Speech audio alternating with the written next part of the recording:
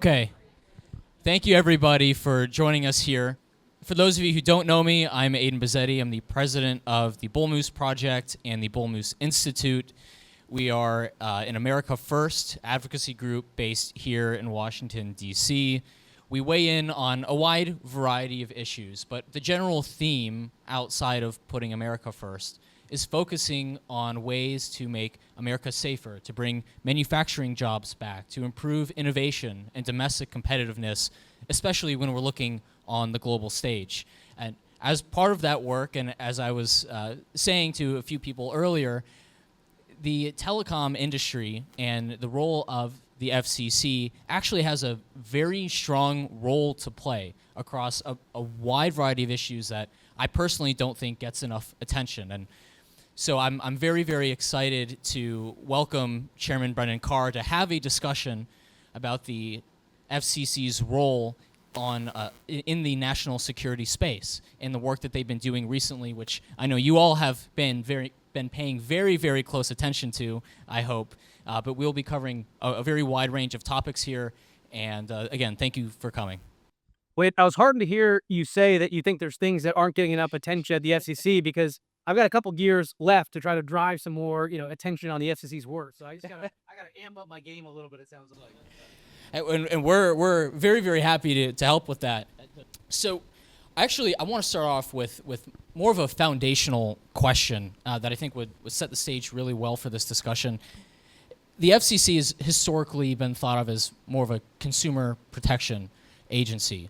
And overall, I mean, we've seen more and more national security adjacent work coming from the actions you've taken over the last year. How central has national security been for your chairmanship in particular compared to previous chairmans? Yeah, okay, thanks so much to you and to your entire Endeavor, Bull Moose, everybody. You all do phenomenal work. You are generating ideas, that you're coming out with policy proposals that you're then seeing implemented in agencies across DC. So what you all are doing is so incredibly valuable, which we want to thank you for all the policy work that you all are doing. National security is increasingly front and center for the FCC's work. In fact, if you go back to the Communications Act itself, the very first provision of the Communications Act talks about the FCC working to promote the national defense. So it's core what the FCC's been doing. I think you're right that over the years, the agency backed away from some of that work. And I think across the board, there's areas where the FCC walked away. But one of the things that President Trump saw so clearly was the need to reorient so many of our policies in this country. President Trump has been ahead of the curve on so many things, whether foreign policy, immigration, national security. And the increase in the FCC's work here really started in Trump 45 under Chairman Carr.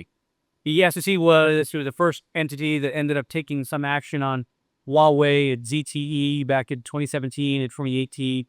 And ever since then, you've seen sort of a steady increase in FCC actions on national security. It was continued under actually Chairman Rosenworcel. And one of the things that I wanted to do, as soon as I was tapped by Trump to be the chair, was just further invigorate the FCC's national security work. So one of the very worst things we did was stand up a new Council on National Security within the FCC. Is run by one of my advisors, Adam Chan, who came to the agency from the China Select Committee. And why it was so important is that we had some siloed approaches to national security within the building, but increasingly, the national security threat is not just wireless or subsea cables or cyber attacks or wireline issues. It's obviously cutting across all of those vectors. So we wanted to put together a single body within the FCC where a public safety bureau chief, a wireline bureau chief, a wireless bureau chief would be regularly to collaborate.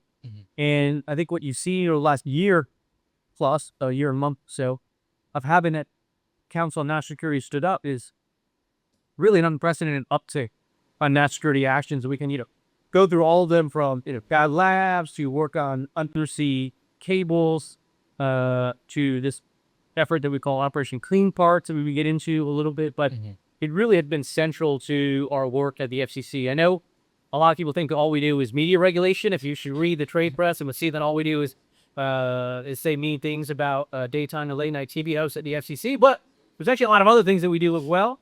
In fact, the most important stuff we do in many ways is outside of that. But the media likes stuff on media, so you hear a lot about that. So the Council National Security just recently completed its first full year. Are there any particular lessons that you all have drawn from it that might inform the actions you're going to take over the next year?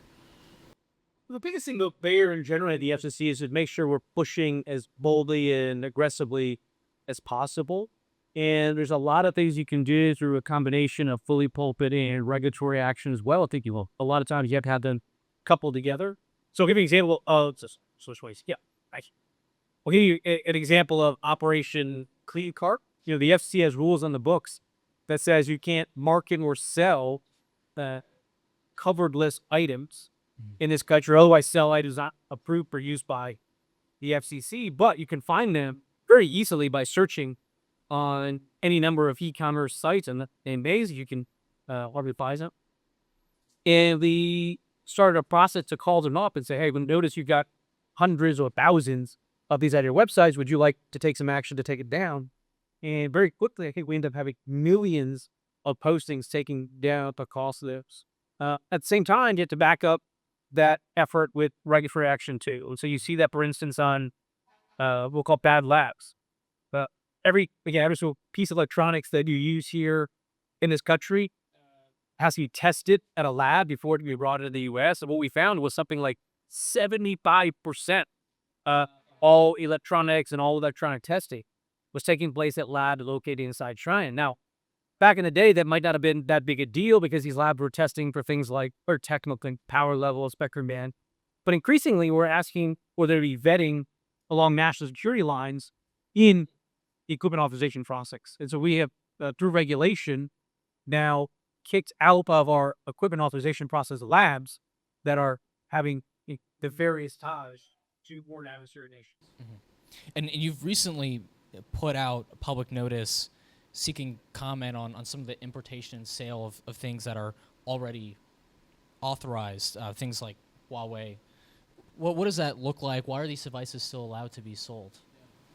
So we're taking a step-by-step approach to this, and we're leaving ourselves with optionality to continue to ramp up the action. So originally, one of the very first actions that the FCC took on Huawei and ZTE was simply to say, you can't use federal subsidies to purchase that year. That's sort of an initial step. We then followed that up with additional action that said you can't purchase new models at all. We're using private or public funds, new models of that gear. And we've now recently taken the step to say, but under that approach, you can still buy new versions of the old model. But we've now, through rulemaking, provided the FCC with authority to go back and stop people from purchasing older models of that. And we're going to look case by case at each company and coverless entity and model to make that decision. But over time, you've seen us continue to ratchet up our approach. And we do that for a couple of reasons. You want to take an action, we want to observe. We also want to leave room for domestic manufacturing to fill in. And as all of that takes place, you'll then see us continue to ratchet up and ramp up. And you all have also taken action on foreign-produced routers recently. What are some of the risks there that you were thinking about as you were developing those new rules and regulations? So, routers are, those little electronic boxes that most people don't really know what they do, but they ultimately connect, your devices inside your home to the internet. And we found that routers was a place where there was a potential threat for cybersecurity attacks. In fact, when you saw Salt Typhoon, some of the most recent significant cybersecurity attacks, there was reporting that some of that had to do potentially with insecure routers that were out there. And so there was a federal determination. Again, adding things to the FCC's cover list is not a decision that we make at the FCC. There's national security and other agencies that make that decision. Our job is much more sort of ministerial in that context. But those federal agencies made the decision that all foreign-produced routers presented a national security threat. They then created a process to allow exceptions to do a case-by-case review about whether a particular foreign-produced router doesn't, in fact, present a threat. And so now you see the NatSec agency starting to clear and exempt certain foreign-produced routers. Do you see that interagency process not only looking at routers, but perhaps in the future and other types of devices as well, other IoT devices, things on smartphones, yeah, some kind of exposure as well. Yeah, we're very open-minded to whatever national security determination these entities end up making. For instance, drones was another one where there was a determination made that all foreign-produced drones present an unacceptable national security threat. So we added that to the FCC's covered list. And again, we're working through exceptions that the agencies may be doing there. But I think it's a very good tool that I think increasingly other agencies are now aware of that we can have to take targeted action against different pieces of electronics that can present national security threats. The journal's question is interesting. The EPA released a report on terrorist drones down in August of last year. There's a very strong argument both for its potential public safety concerns and benefits. And I'm curious, what is the feedback you've received from maybe domestic producers of drones that have relied on foreign components? Are they weighing in on potential difficulties? How do we balance the security threats here with benefiting American innovation in this place as well? Yeah. Well, President Trump has been clear that he is unleashing a new era of American drone dominance. He's issued at least 2 executive orders on both drone dominance and American airspace sovereignty. There was, as I noted, a federal determination that foreign-produced drones are a national security threat, but there's been exceptions. So if you're on I believe it's the UAS blue list that's used, then you're clear. If you are more than 65% domestic manufactured end product, you're also cleared. And then any individual drone manufacturer, component manufacturer can go through that process. So again, we're trying to address the national security threat. It has the added benefit of supporting domestic drone manufacturing, which is important, and we're seeing that really starting to thrive right now. Just a week or two ago, I had the chance to do a visit with Anduril at one of their test facilities and see demonstrations of their drone and other technologies, and that's really starting to burgeon not just with them, but other domestic providers. So I think it's a great step because it deals with national security, but also makes sure that we have the domestic space for providers to emerge and get into the market. And again, it's not just drone, it's counter drone, and we're taking a look more broadly at what we can do to help support American drone and counter drone technologies. We launched a new proceeding at the FCC designed to do just that, whether it's spectrum issues or testing ground issues. We want to make sure that we're supporting that domestic manufacturing. The national security there is interesting. Drones obviously are a new potential threat, but there's also things that we've been seeing on the global stage and other conflicts in Europe, Middle East, related to GPS technology. We've seen increases in jamming, increases in spoofing in different GPS technologies, and many Americans think of it as the thing that you put on their phone that gets you from their home to their beach, but it does fall back on our digital economy as well. And I know you all have been exploring different potential alternative or backup options. What is the work from the FCC been so far on the GPS backup issue? You're right. Most people, when they think of GPS, they think of driving directions, but what GPS really is key to something that we call PNT, which is precision navigation and timing. And ultimately, it's key to so many different sectors of our economy. And right now, GPS is great, but it's vulnerable because it's a single system, and you see a proliferation of GPS jamming taking place all over the world right now. And so one of the big priorities for us at the FCC is to help support alternatives to GPS. And at this point, it's not clear that there's going to be any one technology that is going to be the alternate of GPS. We think it's going to be a system of systems. And so one of the first actions we took in this administration at the FCC was to launch a proceeding to look at supporting technologies that could do that. We issued an NOI. We got a lot of different ideas there, and we're going to continue to look for ways to push forward. We're not picking winners and losers. We want everyone that has a technology that could potentially be a complement to GPS to get a fair shot at any regulatory changes they might need. But I think this is going to be an important one to get across the board. It had a lot of support in Trump 45. There's support in Congress for this, and it's going to be important that we set up frankly, it will be a better, more accurate system, but also more resilient to jamming and other threats.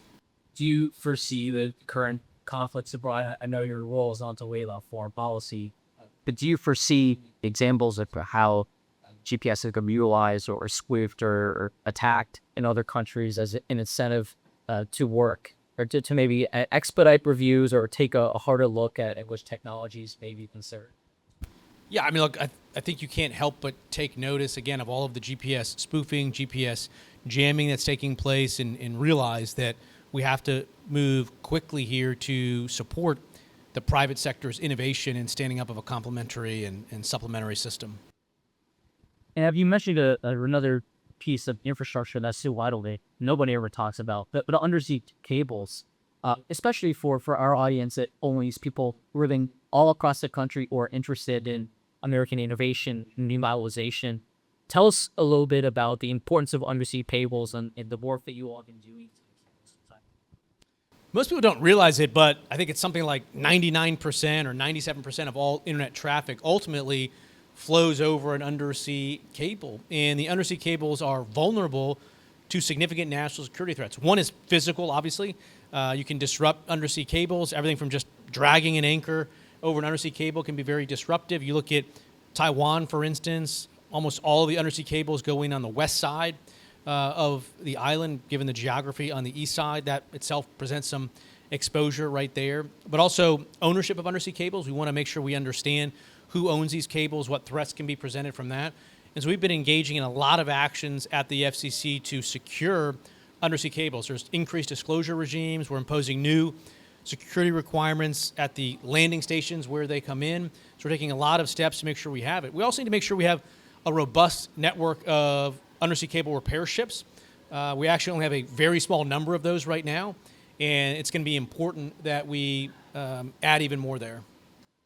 What would be what would the United States need to invest more in those repair ships to make sure we have capability to face those? Well, I think it's something that Congress should look at, maybe perhaps through NDAA or other legislative actions that they can invest in more undersea cable repair ships. I think, again, we only have a handful at this point, but if it comes to a conflict, those undersea cables are going to be pretty quickly targeted. Are there other investment plans and initiatives taken by triple administration that they need to play a role in building out the infrastructure that we need for this? Should I say that again? Are there any infrastructure initiatives or investment plans that the administration has been pursuing that might play a role in building out the infrastructure we need, like the American Investment Plan, at least by White House? Yeah, I mean, there's a lot that we're doing to really accelerate the work on infrastructure builds here. At the FCC, obviously, we have what we brand as our Build America agenda. It's getting more spectrum out there. It's permitting reform. We're making sure that there's a real convergence of different connectivity technologies. Again, whether it's low Earth orbit satellites or fixed wireless or fiber builds. Probably one of the bigger infrastructure projects we have in this space right now is going to be the BEAD program, which is being administered by Secretary Lutnick and Administrator Roth. We're going to see dirt turning very quickly in those programs after many years of delays during the Biden administration. I think that's going to be seeing some really good results. One initiative that we personally had taken an interest in that you all have kept laws recently, maybe is focusing on transparency for call sellers abroad overseas, which is something, again, that not too many people have talked about, or I think would lead to such a substantial increase in quality customer service for so many Americans. Is your driving forward here mostly focused on the consumer protection side or to build the domestic capability back? Yeah. Those call centers or both? I think this is a really good issue. So for a lot of Americans, you call up a business, you're having some issue, and you end up being connected with a call center located somewhere in a foreign country. And oftentimes that results into communications barriers, connection issues, but it also presents, which makes it frustrating to try to solve a problem. It can be very difficult. But also there's security issues there. So one of the things that we've seen, for instance, is a lot of data breaches can take place when you have legitimate call center operations abroad. You have the workers there, which often aren't paid very well in these foreign nations, and they get flipped to be paid money to end up, breaching customer accounts. We see a lot of breaches that take place that way. The other issue is you'll have people that are trained at these legitimate foreign call centers that end up going to work for illegal robocall operations. That's a problem as well. And again, I think it's good to reshore, to onshore these good paying jobs. And so we're working towards that goal. And we're proceeding underway right now. We're looking both at the entities that we regulate at the FCC, telecom carriers, where we do have some authority, but also looking, for instance, at the ADA, which may give us some statutory authority to go beyond just narrowly the telecom providers. I've started hearing some rumblings through the grapevine that some of the carriers aren't happy about this, and it may cost them money to do that. And my response is that they should put their name behind a filing that says they don't want to bring call centers back, that they're happy to connect their customers to call centers abroad, and they should just be transparent with people. But if they want to grumble to me or grumble to my advisors, my recommendation is to actually write it down and file it. Because look, if you're going to want to do business with a sufficient number of call centers abroad, just be transparent with people. Because one of the things that I don't think is right is, you get a call from a company, whether it's United or someone else, and it shows up on your phone as a domestic area code, but the call is plainly coming from overseas. I think that's fundamentally misleading. That if you want to have a call center overseas, just disclose that to the customer as to where the call is coming from, and then I think we can have some proper market functioning at that level as well. So whether it's transparency or robocalls, jobs, security, I think all of this comes together in this particular issue, and we're going to be driving hard on it. Do you think that if this proposal was implemented, we could go through the whole process? What would you say that the quality of life difference might be for the normal American? Not even necessarily from the bringing the jobs back, which are important, but the general going through your daily life, going on the phone, always coming in to submit your refunds. So do you think that this is a huge winning issue that we need more people to weigh in on? Yeah, I think right now it is a pain point in the daily lives for lots of Americans. If we can take that off the table, it's a good thing. It could potentially be a small part in our broader effort to crack down on illegal robocalls. And if we can continue that work to decrease the number of illegal robocalls, that would be a great thing, obviously. And so I do think it can make a difference. Maybe there's a very small national security component to this. We're dealing with call centers overseas, and people are writing out the application. We are potentially selling information. What would it look like from that scene? We'll bring call centers back, bring the keeping his data here. Are we going to reduce the risk for identity theft and all those person find these issues? Yeah, certainly. I do think it'll make a difference. I mean, how to quantify that would be difficult, but I do think it would make a difference on those issues. And frankly, we see carriers and companies right now that are doing it. I think it would be great for companies to compete more directly on this issue. So for instance, Charter represents that they've long had U.S.-only customer service call centers. They recently purchased another cable provider, Cox, and as part of that transaction, they committed to onshoring the call centers that Cox had overseas here. There's others that do it. Perhaps we need to launch some sort of campaign, whether it's Onshore America or some other type of branding. We can workshop the branding a little bit. Do you like Onshore America? Call America? What do you like, Jackman? Call America? He likes Onshore America. I think that's a good branding. But I don't know. Why don't we create a pledge where people and companies can represent to the FCC that we already have this many call centers here? Or maybe we can make it a tiered approach where sort of Tier 1, Onshore America companies that make the pledge already have it, and Tier 2 can be ones that don't have it, but they commit over an accelerated period of time to do it. Maybe that's a good thing. But if not, we're happy just to move ahead with the regulatory approach too. And stepping back a little more firmly into the national security space, if we were to sit down again at the end of your chairmanship, what would success look like from you on national security, whether including protecting America's data or building more resiliency or across a number of different consumer products? What would you say are your top 3 goals that you really like to make more secure? Well, I think we got to, number one, make sure that we are eliminating dependence on electronics and technologies from foreign adversary nations. And a key piece of that is reciprocity. And again, this is where I think, President Trump has been ahead of the curve on a lot of these issues. Reciprocity, from my understanding, is a very core component of his approach to foreign policy, trade, national security. And there's all of these foreign adversary nations that do not let any U.S. domestically produced product into their market, and yet our markets for too long have remained freely open to them. So I think reciprocity is a really key piece of it. But eliminating that dependence on products in foreign adversary nations is key. Giving the room and the space for U.S. domestic manufacturing to continue to step in, to continue to grow, I think that's going to be very important. But again, a lot of it is reciprocity. You know, similar to the national security space is the satellite sector. And I think it's interesting when we talk about this reciprocity concept that Europe, for instance, has a lot of what they view as national champion satellite providers that are based out of Europe, but they do business here in America as well. We have a lot of U.S. satellite providers that are attempting to do business in Europe. And Europe has been going down this protectionist path of effectively keeping or discriminating against U.S. satellite providers while giving benefits to their own.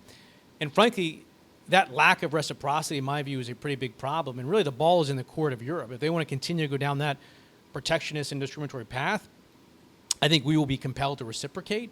I think we're better off if Europe corrects course there, but we'll see what they do on that front.